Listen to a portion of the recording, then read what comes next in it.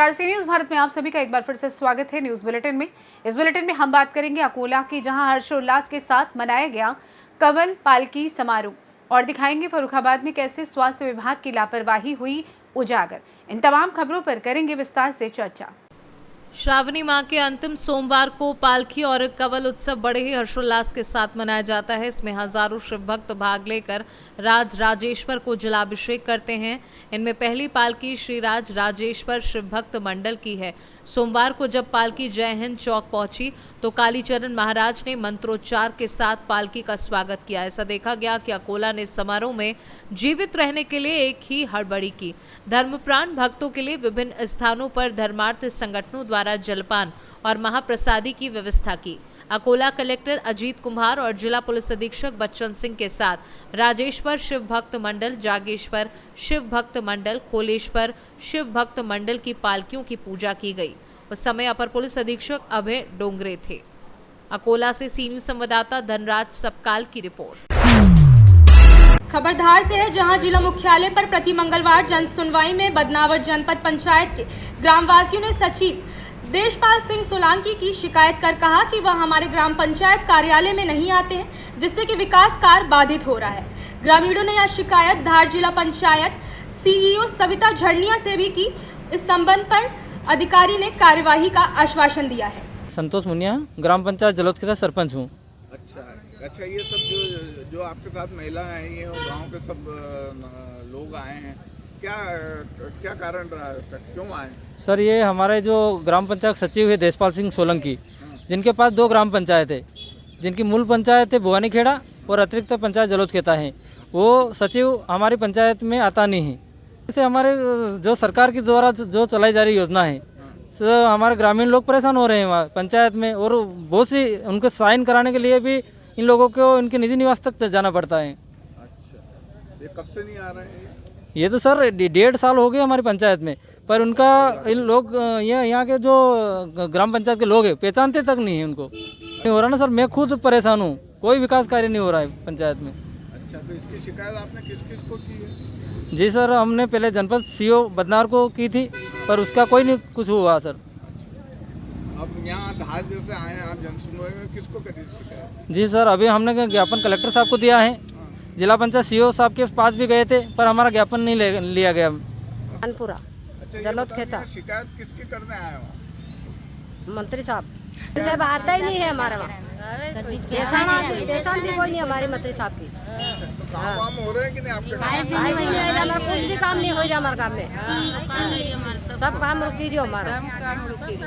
हाँ, मेरा नाम सुगुणा।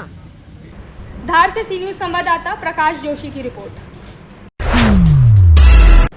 खबर फर्रुखाबाद से है, जहां स्वास्थ्य विभाग की लापरवाही हुई उजागर। बता दें कि भाजपा सांसद मुकेश राजपूत ने बारोन प्राथमिक स्वास्थ्य केंद्र का निरीक्षण किया। निरीक्षण के दौरान स्वास्थ्य केंद्र में मिली लाखों टैबलेट्स और इंजेक्शन एक्सपायरी, साथ ही गंदगी का अंबार, फटे दवाइयों के गत्ते और शीशे भी टूटे हुए मिले। ग्रामीणों ने बताया कि डॉक्टर्स भी कार्यालय से गायब रहते हैं। मौके पर 25 कर्मचारियों के स्टाफ में सिर्फ 6 कर्मचारी मौजूद मिले। भाजपा सांसद मुकेश राजपूत ने जिला अधिकारी से मजिस्ट्रेट भेज जांच करा कार्यवाही की मांग की है। माननीय सांसद जी, आज आपने बरौन सामुदायिक स्वास्थ्य केंद्र का निरीक्षण किया था, क्या पाया उसमें आप? एक तो सबसे बड़ी खेद की बात है कि सीमो से कल मैंने कहा था कि 2 स्वास्थ्य केंद्रों का हम लोग देखेंगे, जिससे वहाँ पर साफ सफाई और वहाँ पर डॉक्टरों की अवेलेबिलिटी रहती है। तो मैंने इसलिए 2 दिन पहले ही उन्हें सूचना दी थी, लेकिन बड़े दुखद के साथ कहना पड़ रहा कि सीमो और प्लस उसने वहाँ तक सूचना नहीं दी, जिससे है कि वहाँ पर हमने देखा गंदगी इतनी थी, इतनी गंदगी तो कहीं नहीं मैंने देखी होगी। इतनी तो गंदगी, टॉयलेट इतने गंदे थे और जगह जगह कूड़ा पड़ा था, गंदगी का मार था। दूसरा, जहाँ पर हम गए थे वहाँ पर हमने दवाएं जो देखी, कई डिब्बे, एक डिब्बे नहीं कई गत्ते, हजारों की लाखों की संख्या में टेबलेट जो थे वो एक्सपायरी मिले, इंजेक्शन एक्सपायरी मिले। 2020 के जो इंजेक्शन थे वो एक्सपायरी 2020 के थे, वो भी एक्सपायरी मिले। कम से कम 15 गत्ते जो हैं आयरन की गोलियां, कैल्शियम की गोलियां, गत्ते, जिसमें लाखों टेबलेट्स होंगे, और वो 2024 में समाप्त हो रही, दिसंबर 2024 में। 2 महीने शेष बचे हुए। तो ये लापरवाही डॉक्टरों के द्वारा, ये लापरवाही, और दूसरा कहीं पर भी किसी तरीके से कोई भी व्यवस्था तरीके से नहीं मिली और हर आदमी उनकी शिकायत कर रहा था। और हर जो देखा था जो सरकारी संपत्ति का किस तरह से कोई कुर्सी बाहर पड़ी तो बाहर पानी में भीग रही है, अंदर कमरे में पड़ी टूटी तो पड़ी है। जहाँ पर भी देखिए बंदरों ने कई गद्दे फाड़ डाले हैं, शीशे सभी टूटे मिले। गंदगी कहीं पर भी किसी तरीके से लग रहा था कि यहाँ हम किसी स्वास्थ्य केंद्र पर आए हैं कि किसी हम कूड़ा घर में आए हैं। स्वास्थ्य केंद्र को कूड़ा घर के रूम में कन्वर्ट करा दिया। ये मैंने इसके लिए डीएम साहब से भी एक मजिस्ट्रेट बना के उसकी जांच कराने के लिए कहा और कई संबंधित लोगों के खिलाफ में मैंने देखा कि 25 हमारे संविदा के कर्मचारी और 20 परमानेंट कर्मचारी हैं, उसमें मात्र 5-6 लोग उपलब्ध हुए और जिसमें बताया 2 लोग मीटिंग में है, आज मीटिंग है तो मीटिंग में गए। तो इस तरह की गड़बड़ियाँ मिली और उसकी मैंने संबंधित डीएम साहब को भी सूचना दी। धन्यवाद माननीय सर। फर्रुखाबाद से सी न्यूज़ संवाददाता आदेश शर्मा की रिपोर्ट। खबर ग्वालियर से है, जहां सरकारी ज़मीन पर कब्जा करने वाले अब शिकायतकर्ता को धमका रहे हैं। शिकायतकर्ता इतना प्रताड़ित हो चुका है कि वह मंगलवार को पुलिस अधीक्षक की जन सुनवाई में पहुंचा और उसने राष्ट्रपति के नाम इच्छा मृत्यु मांगने संबंधी आवेदन पेश किया। शिकायतकर्ता नवीन सिंह ने कहा है कि 2 साल पहले मनीष दीक्षित एवं दीपक तिवारी आदि के खिलाफ उसने शासकीय भूमि कब्जाने संबंधी आवेदन दिया था। बता दें कि यह जमीन वार्ड क्रमांक 65 के अंतर्गत आता है। इन लोगों ने शासकीय भूमि को खुर्द-बुर्द करके बेच दिया है। नवीन सिंह का आरोप है कि इन लोगों ने मेरी मां को धमकाया, जिससे वह बीमार रहने लगी। इसके बाद उनकी मां का निधन हो गया। इस बीच मनीष दीक्षित ने सीएसपी को एक झूठा आवेदन दे दिया, जिससे मुझ पर 10 लाख रुपए मांगने का आरोप लगाया गया। इस कारण से मैं मानसिक और शारीरिक रूप से प्रताड़ित रहने लगा हूं। मेरा ब्लड प्रेशर भी बढ़ गया है। हाल ही में दीपक तिवारी, मनीष दीक्षित और उनके सहयोगी मुक्कू शर्मा ने राह चलते नवीन को धमकी दी, इसलिए वह राष्ट्रपति से अब इच्छा मृत्यु की मांग कर रहे हैं। इस मामले में पुलिस अधीक्षक RS सागर का कहना है कि आवेदन की जाँच कराई जा रही है और CSP के नेतृत्व में एक कमेटी बनाकर इस आवेदन का जल्द से जल्द निवारण किया जाएगा। सरकारी जमीन पर कब्जा किया गया, उससे परेशान होकर उनको इच्छा मृत्यु की मांग भी की है। वो आवेदन जो है अभी हम लोग उसकी एक कमेटी बना के इसमें CSP इस तरह से हम लोग जांच कराएंगे और उसका बेसंबंध हम लोग उसका निराकरण करेंगे।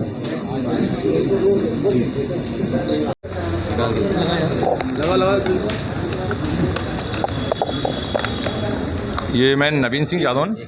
क्या शिकायत लेकर शिकायत है ये शासकीय ज़मीन पे अतिक्रमण किया गया था भैया 2 साल पहले, जिनके मैंने आवेदन भी दिए, ये SDM साहब, नगर निगम आयुक्त साहब और वन विभाग में, क्योंकि उन्होंने पेड़ों की भी कटाई की।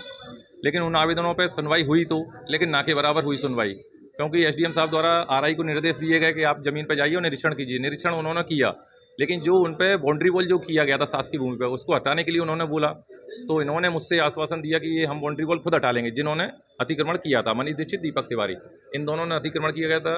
लेकिन अतिक्रमण किया गया था क्या है, जो भूमि थी बीच में वो थी ये जैन ट्रेवल्स के नाम से, जो भाभी जी रहती हैं कंपू पे, उनकी ज़मीन थी। उसी के औचित्य में ये बगल का सर्वे नंबर और उन्होंने दुखा लिया गया, लेकिन उस पर ज़मीन पर अतिक्रमण किया। आज तक वो नहीं रुके, उस पर अभी प्लॉटिंग भी वर्तमान में चालू है।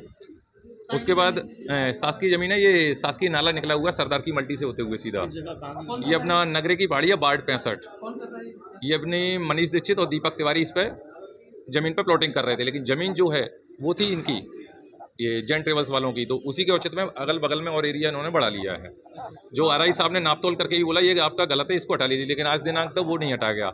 उसके बाद फिर इन्होंने अभी वर्तमान में मेरे खिलाफ झूठे आवेदन दिए कि आप ऐसे नहीं मानोगे तो आपको हम झूठे मुकदमे में फंसा देंगे। तो उसके खिलाफ मेरे लिए 10 लाख रुपये का ये SP साहब के यहाँ उन्होंने आवेदन दिया झूठा, कि नवीन यादव ने हमारे ऑफिस पे आके 10 लाख रुपये की अवैध वसूली की मांग की। इसके लिए मुझे लगातार 31 जुलाई से लेकर 10 अगस्त तक मेरे पास लगातार फ़ोन आए।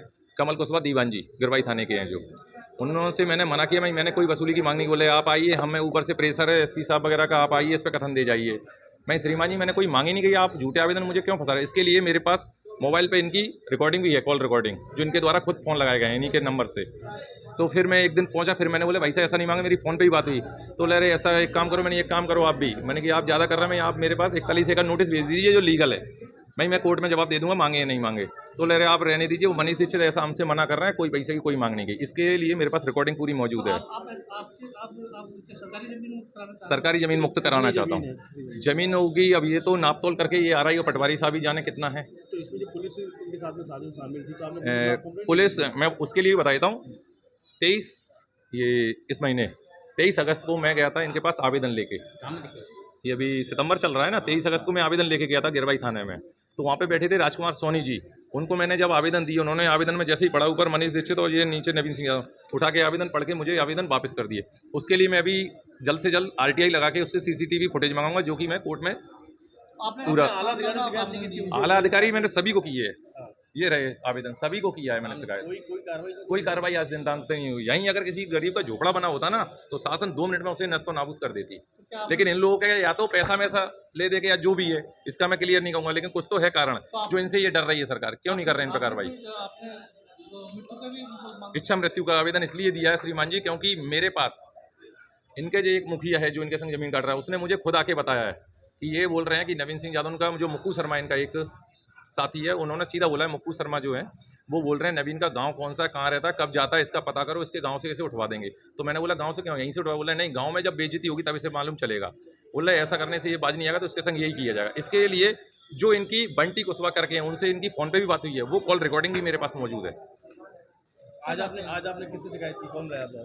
ये जो अभी एसपी साहब तो अभी ट्रेनिंग के लिए गए हुए, तो जो सेकंड ट्रेनिंग कमांडेंट साहब है वो आए हुए हैं, तो उनको मैंने दिया। तो सिर्फ भैया ये कुछ नहीं है, उन्होंने एक इस पर टीप लगा दी, जबकि कोई इस पर सुनवाई नहीं है। कार्रवाई यही चाहता हूँ, अगर इन पे जल्दी से जल्दी इनके खिलाफ अगर कोई कार्रवाई नहीं हुई और सरकारी जमीन को अगर खाली नहीं कराया गया, तो आए दिन ऐसे ही कोई ना कोई सरकारी जमीनों को घेरता रहेगा। इससे चाहिए कि जल्द से जल्द कार्रवाई करके सरकारी जमीन को खाली कराया जाए। ग्वालियर से सी न्यूज़ संवाददाता शिवम सिंह चौहान की रिपोर्ट। ग्वालियर मुरैना के कैलरस शुगर मिल के मजदूरों का लंबित भुगतान 3 महीने के भीतर किया जाएगा। इस आशय का शपथ पत्र कलेक्टर मुरैना अंकित अस्थाना ने हाईकोर्ट में दाखिल किया था। कैलरस शुगर मिल के कारखाने की महिला कर्मी लहोई बाई शाख ने 2018 में अपने लंबित और ग्रेजुएटी के भुगतान को लेकर रिट पिटीशन हाईकोर्ट में दायर की थी। पिछले दिनों कलेक्टर अंकित अस्थाना को हाईकोर्ट ने व्यक्तिगत रूप से तलब किया था। हाईकोर्ट ने पूछा था कि कैलरस शुगर मिल के 56 मजदूरों के ग्रेजुएटी का भुगतान कितनों दिनों में किया जाएगा। इसे लेकर कलेक्टर को एफिडेविट देना होगा। इस पर कलेक्टर अंकित अस्थाना ने हाईकोर्ट में अपना एफिडेविट देकर बताया है कि 3 महीने के भीतर 56 मजदूरों का लगभग 4 करोड़ से ज़्यादा लंबित भुगतान कर दिया जाएगा। उन्होंने आरआरसी एग्जीक्यूशन के लिए पिटीशन लगी थी कि आरआरसी एम्प्लॉय थे, उनके फेवर में ग्रेजुएटी एक्ट की आरआरसी हुई थी, उसकी एग्जीक्यूशन के लिए पिटीशन लगी थी। तो ऑनरेबल कोर्ट ने आरआरसी एग्जीक्यूशन के लिए कलेक्टर को कॉल किया था कि कब तक आप उसका एग्जीक्यूशन कराएंगे। तो ऑनरेबल कोर्ट के डायरेक्शन से कलेक्टर ने 3 महीने में आरआरसी को एग्जीक्यूट करने के लिए एफिडेविट फाइल किया है कि 3 महीने के अंदर आरआरसी का एग्जीक्यूशन करा दूंगा। ग्वालियर से सी न्यूज़ संवाददाता शिवम सिंह चौहान की रिपोर्ट। फिलहाल न्यूज़ बुलेटिन में बस इतना ही। देश दुनिया की तमाम खबरों की जानकारी के लिए आप देखते रहिए सी न्यूज़ भारत। हर खबर आपके साथ, आपके हाथ।